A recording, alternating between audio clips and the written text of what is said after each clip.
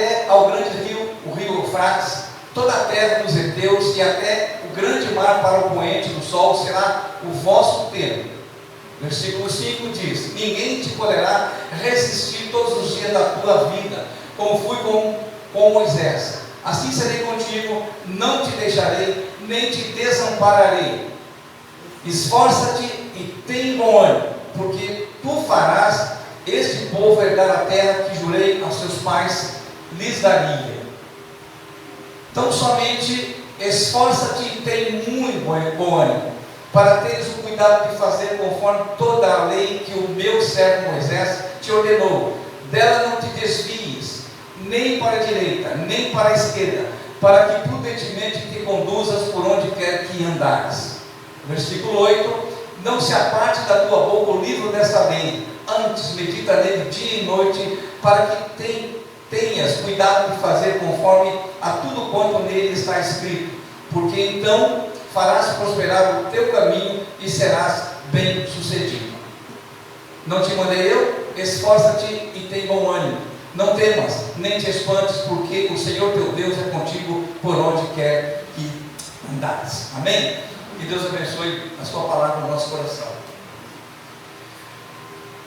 Uma das coisas mais interessantes que a gente aprende quando nós nos aprofundamos, e nós temos essa prática, de estudar, principalmente a história de Israel, é que Deus ele se manifestou de uma forma exponencial para o povo de então.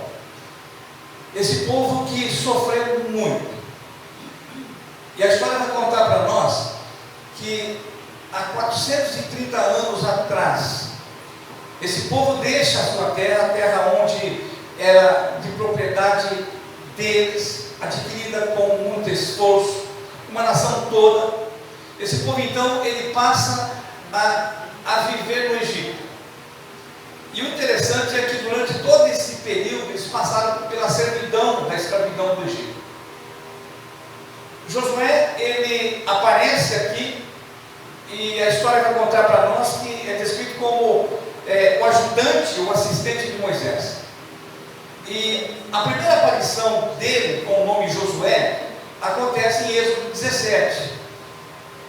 Aquele episódio onde Josué está à frente da batalha, e está então os ajudantes de Moisés segurando as suas mãos para que ele permanecesse as suas mãos estendidas, orando, e a Bíblia diz então, quando ele se cansava, as suas mãos abaixavam, e de repente então o inimigo vencia a guerra, e quando ele levantava as mãos, todo aquele exército que era contra o povo de Israel, ele era vencido.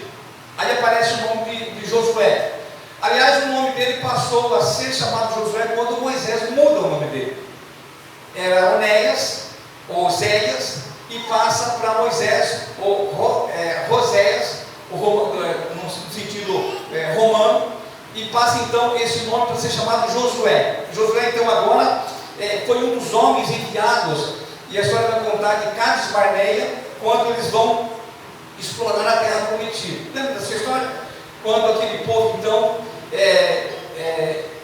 aliás, os 12 espias, eles vão até a terra prometida, analisar aonde eles iriam permanecer, aquilo que já era deles, a terra já era deles.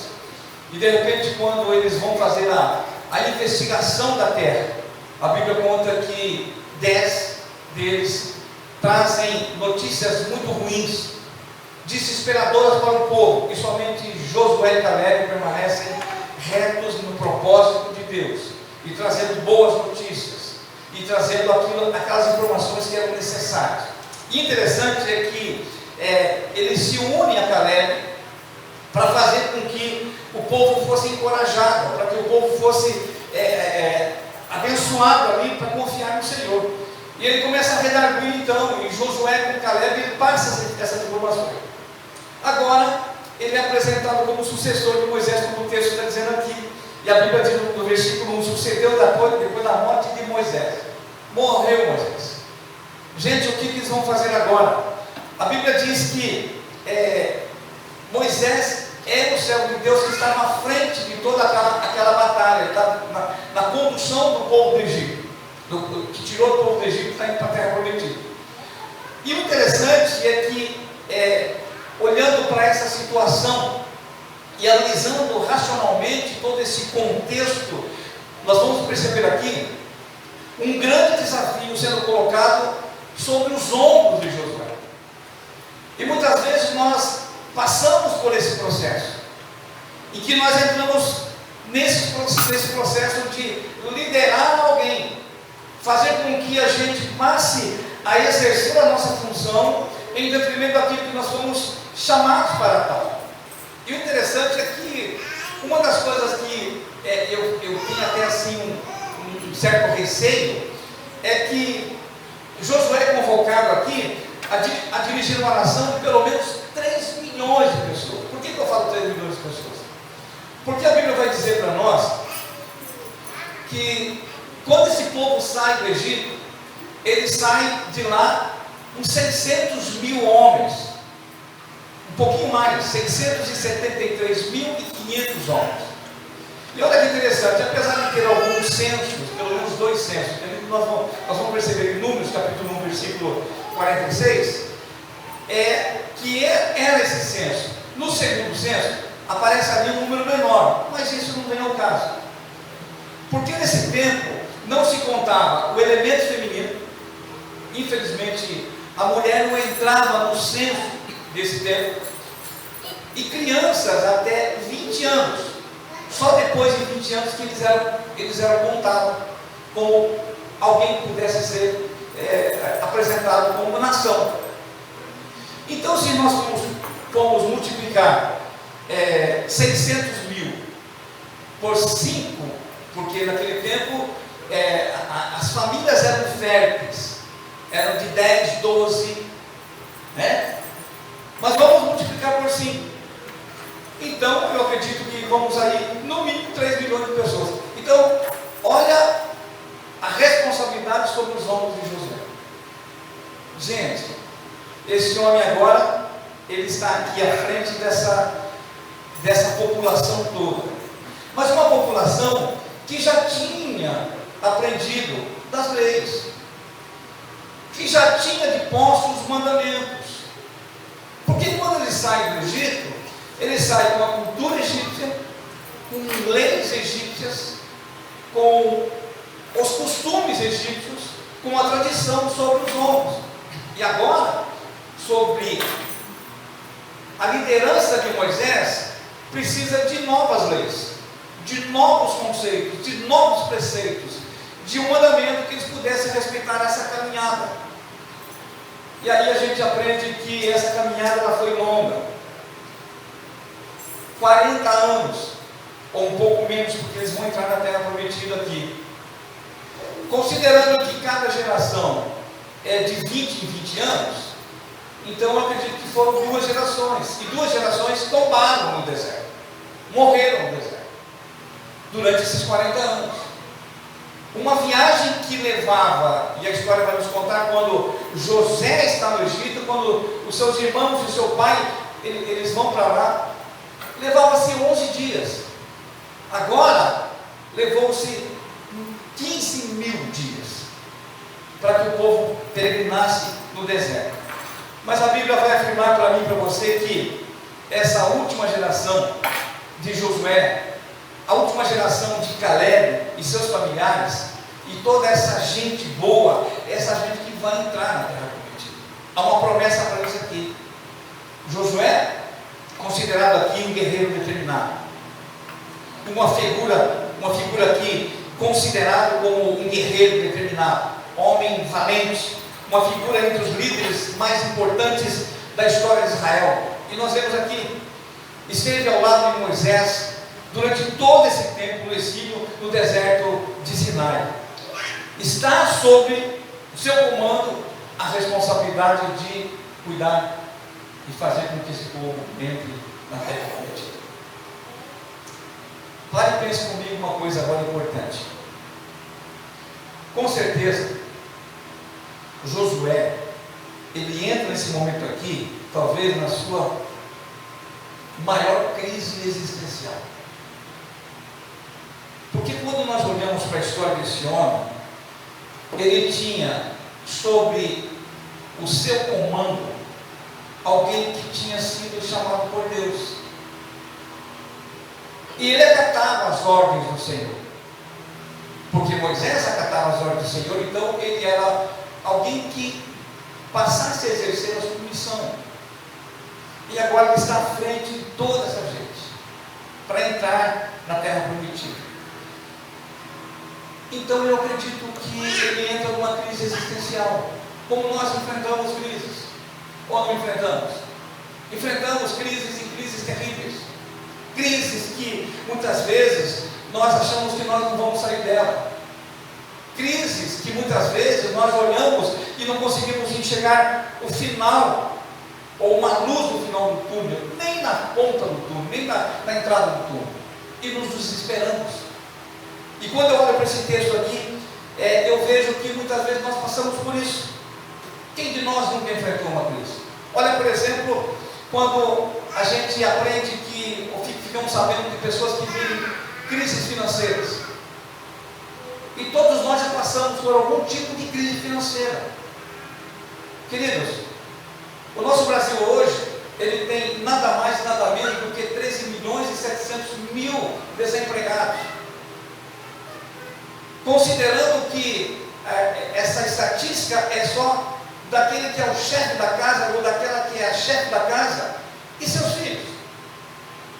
E toda essa gente, então, por causa dessa pandemia, pessoas que estão aí desempregadas, firmas que se fecharam, uma crise que se instalou no nosso Brasil, e que se não fosse esse auxílio emergencial, talvez fosse pior. Mas uma coisa boa da crise é que, quando nós pesquisamos, nós vamos ver que a entrega, ou seja, os deliveries que nós vemos aqui, ele ajudou a aquecer o nosso comércio em 68%. Sabe quanto que deu isso de renda? Mais de 11 bilhões de reais. E aí nós ficamos sabendo que, quando nós enfrentamos a crise, muitas vezes nós temos que procurar respostas para sairmos da crise. E com certeza Josué conseguiu também sair da crise por conta daquilo que tinha como responsabilidade.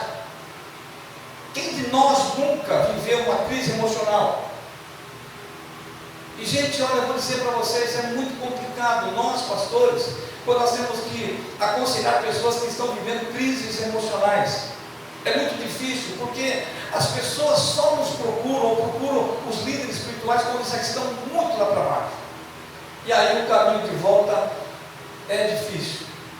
E tem que ser com muita oração, tem que ser com muito aconselhamento, com muita presença, joelho no chão. E a gente vive isso dentro das igrejas. Quem nunca viveu, por exemplo, crise no namoro?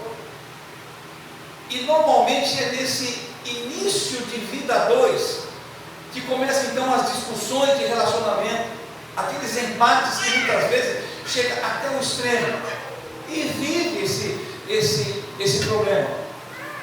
Quem nunca também ficou sabendo de crises que estão vivendo em casamentos?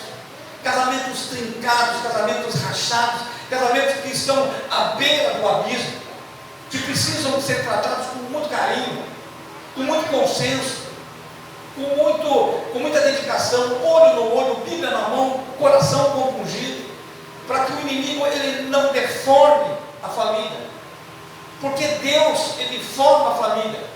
O diabo ele deforma a família, mas Deus ele transforma a família. E nós fomos chamados para isso. Não nós, pastores, mas todos nós que fomos alcançados pela graça do Senhor um dia, para dar um conselho, para perceber assim nos olhos daqueles que estão enfrentando esses embates, essas crises existenciais, para darmos uma ajuda. Por isso, queridos, nós estamos no mesmo pé de igualdade de Josué. Temos problemas com os nossos filhos. Que mãe que não fica às vezes esperando seu filho chegar? Que pai que não fica esperando seus filhos chegarem em casa? Passamos por isso. Passamos crises no serviço, passamos crises interiores. E como é difícil de ser tratado. Mas quando Deus ele nos capacita, Ele nos dá um direcionamento, eu e você, e sobre os nossos ombros pesa a responsabilidade de auxiliá-los, de ajudá-los. Olha para a história. Josué vem aqui nesse comissionamento do Senhor, passa a enfrentar aqui seu maior desafio até chegar na terra prometida.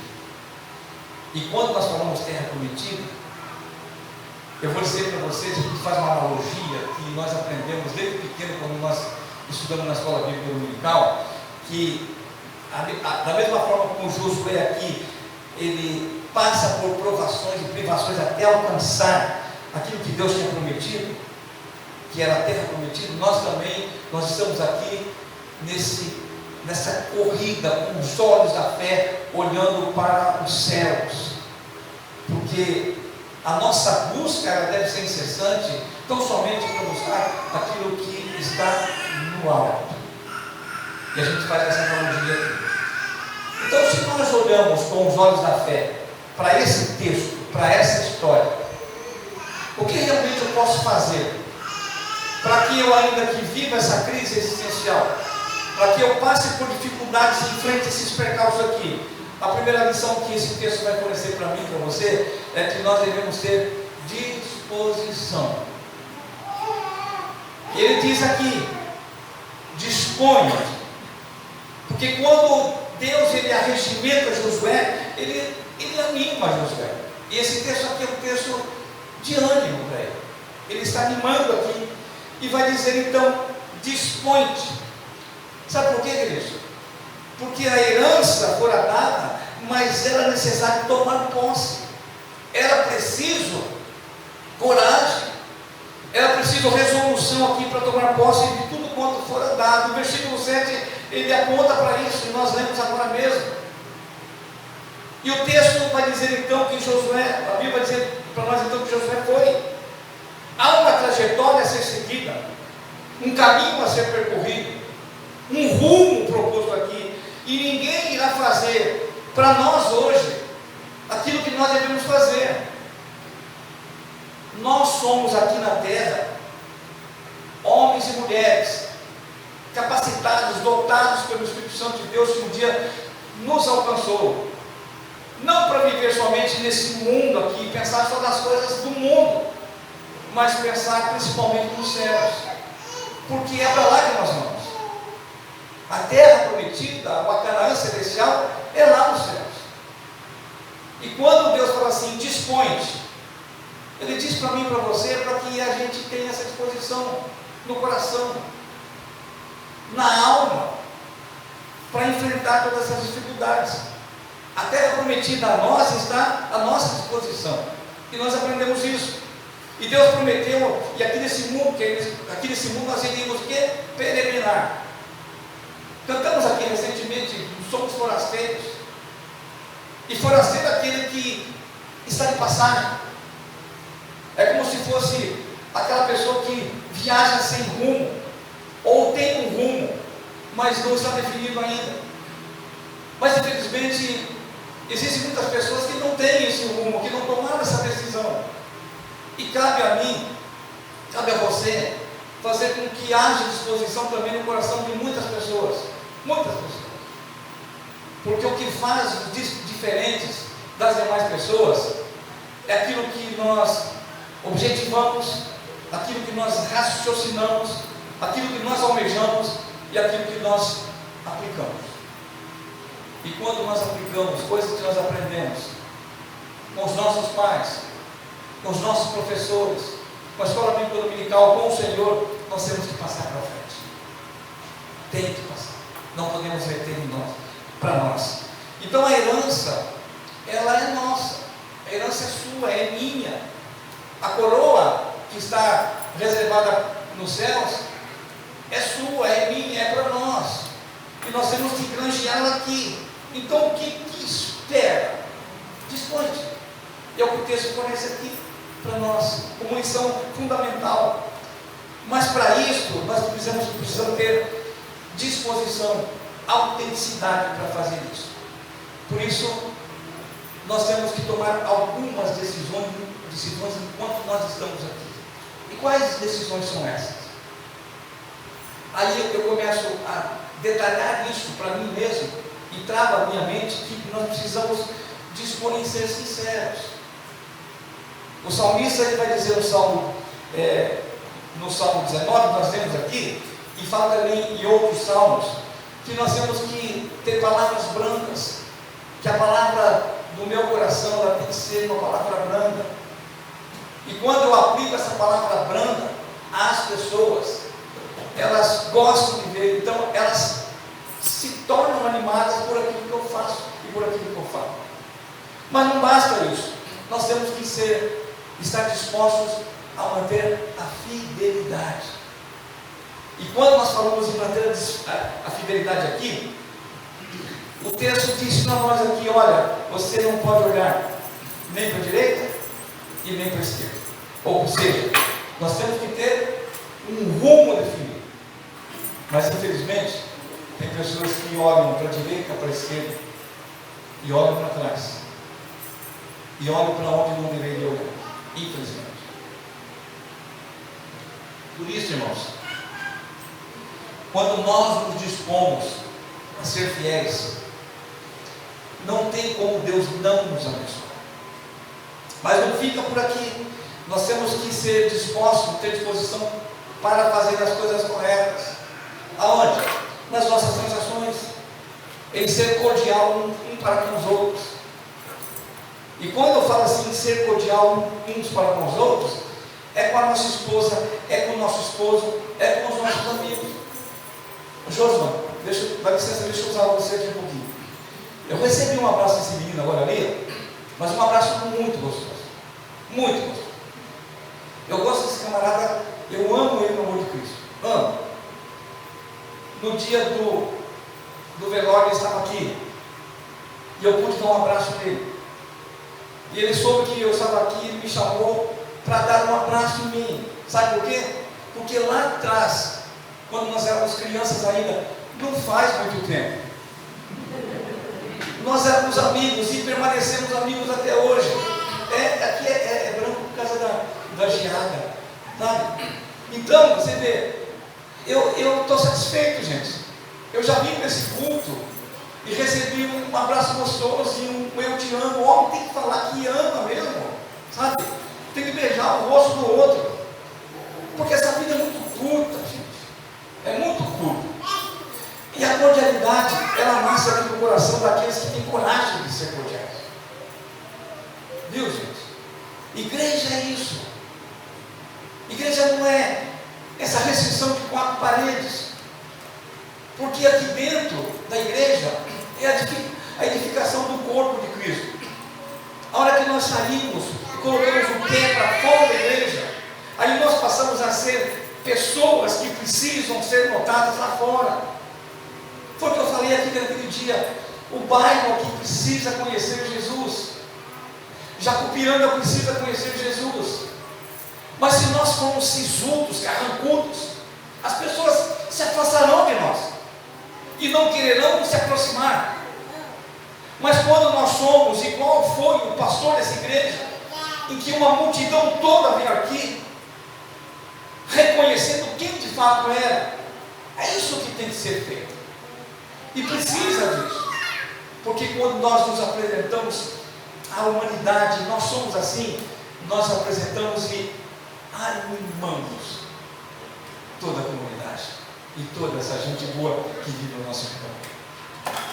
Vocês acham que Josué trabalhou aqui a despeito dessa responsabilidade somente porque ele foi arregimentado por Deus? Porque ele era cordial, ele era fiel, ele era sincero, tinha predisposição e ele precisava estar à frente para demonstrar quem realmente ele é. Aí eu vou aprender com esse livro de Josué, para que quando nós entrarmos em crises, não nos atemorizarmos. É difícil? É difícil. Gente, o psicólogo, quando ele faz a primeira análise do paciente, ele tem que tirar aquilo que está fazendo mal para ele e para ela. E se a pessoa estiver olhando para outras pessoas, olhando para alguma coisa, ela pega aquele raciocínio lógico. Então se faz necessário, em muitos casos, bons psicólogos ou psiquiatras, que você fique deitado ou deitada numa divã, olhando para cima, para o branco, aonde não tem nada. E o branco é a representação para nós que estamos vivendo os problemas psicossomáticos, para não pensarmos em nada. E então ele começa a trabalhar na nossa mente e tentar tirar aquilo que está nos fazendo mal através de todo argumento que o psicólogo tem, seja em técnicas, em neurolinguísticas ou até mesmo com outros métodos. É assim. Por isso que quando nós estamos aterrorizados, estamos pressionados por tantos pensamentos ruins, fecha os olhos e pensa em Deus. Procure alguém que possa te ajudar. Procure alguém que te dê uma sustentação emocional e psicológica. Uma palavra só. Um abraço só, gente. Um abraço só. É fundamental. Porque o toque de epiderme, isso que esquenta nós, isso faz muito bem para a nossa alma, para o nosso emocional. E muitas vezes, por causa da pandemia, nós não podemos abraçar, muitas vezes fugimos desse conceito do protocolo e não aguentamos e abraçamos. A minha esposa tem essa facilidade, ela fala assim, eu vou deixar a pandemia, Deus me ajude, e ela abraça, sabe? Mas se faz necessário, porque tem muita gente que precisa de um abraço, muita gente precisa de um abraço. Eu não queria me estender muito, mas eu contei uma história, acho que a Elza lembra lá na PIB, de um brechó, em que a senhora entrou lá e não tinha roupa para ela. Ela procurou em todas as gôndolas e não tinha roupa para ela. E ela ia de gôndola em gôndola e não encontrava roupa para ela. Ela perguntou assim, eu acho que aqui não tem nada para mim, porque não tem o meu número. Aí a moça ficou pensando assim, meu Deus, e agora o que eu faço? Sabe o que ela fez? Qual foi a ideia? Ela abriu os braços assim e falou assim, quem falou que não tinha? Aqui, um abraço GG. E abraça aquela mulher e fala assim, eu vim procurar alguma coisa que pudesse revestir o meu corpo, mas eu encontrei aqui que revestiu a minha alma. Então um abraçar. Quando estamos atravessando por dificuldades. E esse povo, gente, está olhando para a terra prometida, do outro lado do Jordão, 3 milhões de pessoas querendo atravessar. Josué está agora desse lado aqui, do lado leste do Rio Jordão. E o interessante aqui é que entre a terra prometida, entre o Jordão, há um vale muito grande, porque normalmente é onde tem rio, tem vale. Josué ele olha para essa barreira aqui e diz assim, isso não é dificuldade para nós. Nós vamos atravessar, não pode acontecer um obstáculo para nós entrarmos na terra prometida. Não se faz necessário pensarmos em um obstáculo. E o texto diz então que eles foram e atravessaram, passaram.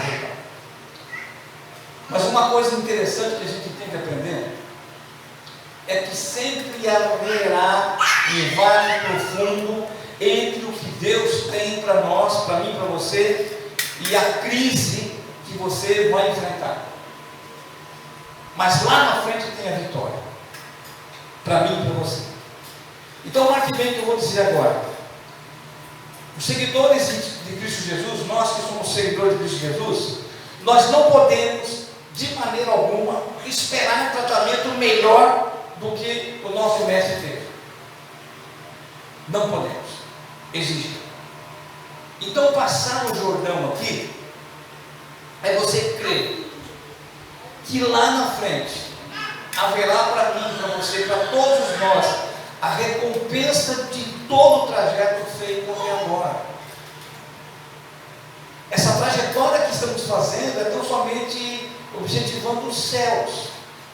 Porque se você está nessa vida pensando em granjear para você algo que não seja os céus, você está errado, você está errado. Você está no caminho errado. E você precisa entender isso. Porque não tem outro objetivo para nós cristãos. Você que tem orado pelo seu filho, você que tem dificuldades com o seu filho, passe esse Jordão. A promessa é para aqueles que têm um coração justo, aqueles que dobram os seus joelhos e oram pelo seu filho, para que o Espírito Santo alcance ele, para que o Espírito Santo alcance ela. Essa é a nossa incumbência, essa é a nossa tarefa como servo de Deus. Você que tem orado por seu esposo, você que tem orado pela sua esposa, você que tem orado pelo seu namorado, para sua namorada, a promessa está além do Jordão, no seu sentido espiritual. Por isso então, quando a gente analisa todo esse contexto aqui, nós vamos aprender uma lição fundamental também para concluir essa nossa palavra, é que nós precisamos ser obedientes. O versículo 7, na sequência do versículo 8, vai falar exatamente isso. E o verso 7 aqui tem um negócio interessante de ser avaliado. Há uma repetição nos encorajamentos aqui: ser forte, tão somente ser forte, por 3 vezes consecutivas. Mas o ponto máximo aqui é a advertência em permanecer fiel e obediente. O texto vai dizer para nós: cumpra-se a lei de Moisés. Ou seja, quando o homem ele entra em crise, a primeira coisa que ele faz é abdicar-se daquilo que está te fazendo mal. Ele procura um caminho que seja mais curto. Quer ver só? Quem enfrenta crise financeira, a primeira coisa que ele vai fazer é ir na lotérica, fazer uma fezinha. Já viu alguém fazendo fezinha quando está enfrentando uma dificuldade financeira? É pecado? É o quê? Ah, pastor, mas eu nunca vi isso. É pecado. Porque o pecado, ele é porque você não confia na provisão de Deus. E o pecado é que jogo de azar, ele só traz benefícios. Porque um só ganha e todos perdem. Olha que interessante. Às vezes o pai, ele tem o dinheiro só para comprar o leite do filho ou da filha, pois ele vai e aposta e deixa o filho ou a filha sem leite. É pecado. Não para por aí. Existem doenças que muitas vezes você pede oração, você vai no médico, você vai ao especialista e você continua com a doença. E quando você entra em desespero, a primeira coisa que você faz é ir buscar em fontes erradas, em cisternas rotas, em curandeiros, em centros. Eu lembro um tempo que eu trabalhava na SESC, o irmão Beraldo lembrou hoje, que nós trabalhávamos na SESC, ele sempre me via no banco. Eu estava trabalhando em um determinado local aqui em Japiranga, e de repente começou a chegar carro com placa de São Paulo, placa de Santo André, e falou assim: tem uma mulher aqui que faz cura aqui, uma benzedeira. E eu não me aguentei, gente. Eu não me aguentei. Aí eu fui, estava uma senhora lá chorando, eu perguntei para ela assim: qual que é o seu problema? Ela falou assim: não é comigo, é com a minha filha. A minha filha está muito doente. Eu falei assim para ela: então você andou tantos quilômetros para vir buscar a resposta aqui, e você tinha a resposta lá na sua casa. Ela olhou para mim assim e falou assim: por que o senhor está falando isso? Eu falei assim para ela que aquilo que cura, você não precisa ir atrás. Basta você clamar o nome dele, Jesus Cristo. Eu não sei se eu fiz mal, mas essa mulher começou a estudar mais. Eu não sei se ela foi a curandeira. Mas uma coisa que eu precisava dizer para ela é que no desespero ela tinha que procurar os recursos fundamentais, que eram os médicos. E se ela não tinha encontrado ainda respostas para a resolução da enfermidade da sua filha, ela tinha que procurar Jesus, para Jesus resolver para ela.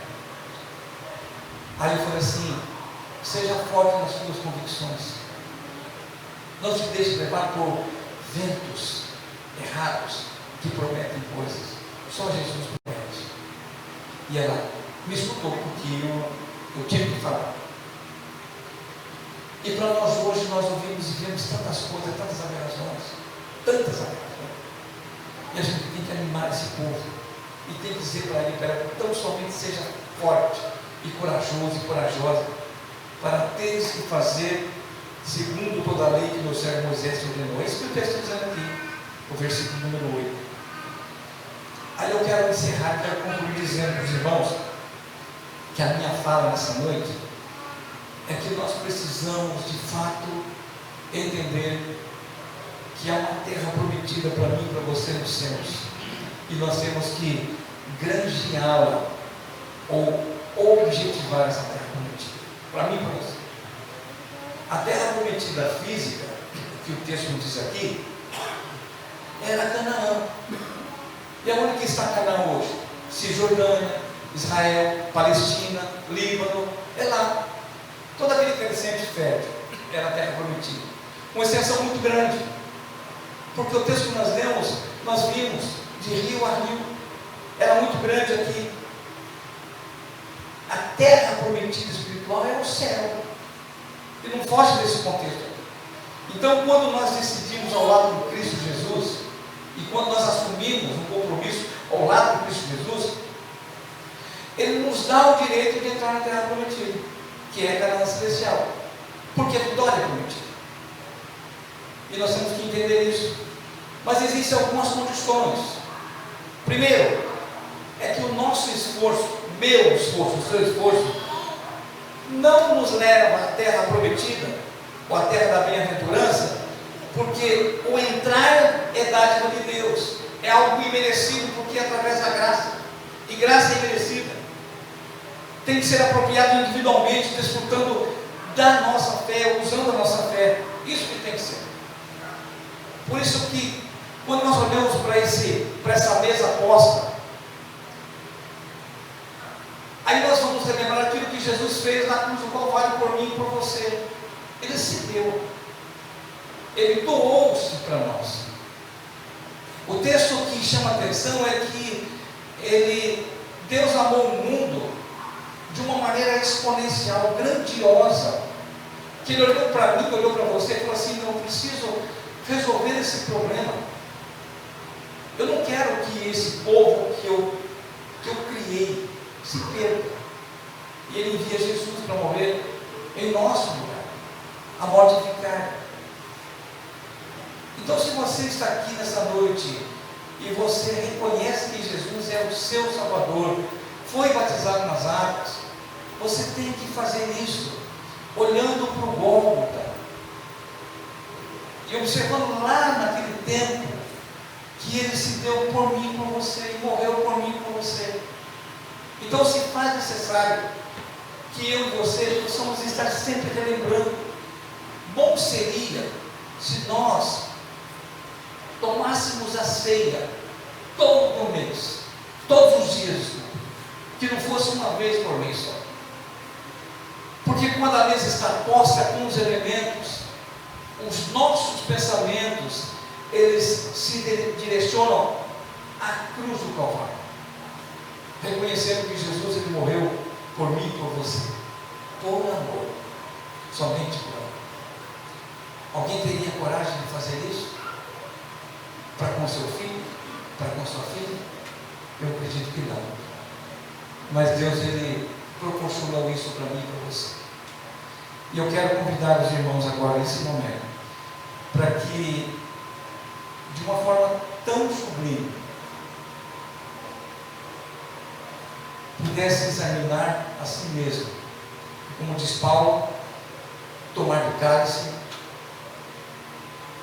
tomar do pão e fazer com que os nossos pensamentos possam ser voltados àquilo que nos salvou, aquele que morreu por mim e por você.